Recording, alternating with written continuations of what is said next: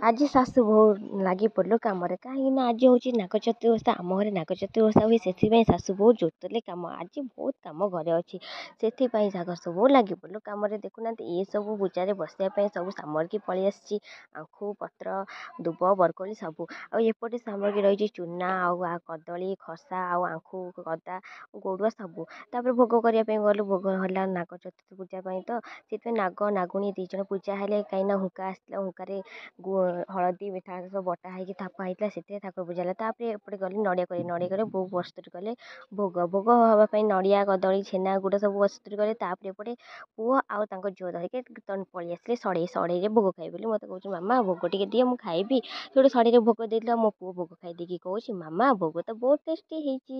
ତାପରେ ମୁଁ ପଳେଇଗଲି ଭୋଗ ଖାଇବା ପାଇଁ, କାହିଁକିନା ଇଏ ହେଉଛି ମିଠା ଭୋଗ ତ ମୋତେ ମିଠା ଭୋଗ ଏତେ ଖାଇବା ପାଇଁ ଭଲ ଲାଗେନା, ସେଥିପାଇଁ ମୁଁ ଟିକେ କାଗଜ ମୂଳିକି ଖାଇଦେଇଥିଲି। ଆଉ ଭୋଗଟା ବହୁତ ଟେଷ୍ଟି ହେଇଥିଲା ସତରେ। ତାପରେ ରାତିରେ ହେଇଥିଲା ବର୍ଥଡ଼େ ପାର୍ଟି, ତ ବର୍ଥଡ଼େ ପାର୍ଟିରେ ଆଜି ଆମର ନଣନ୍ଦଙ୍କର ବର୍ଥଡ଼େ କେକ୍ କଟା ହେଇଥିଲା।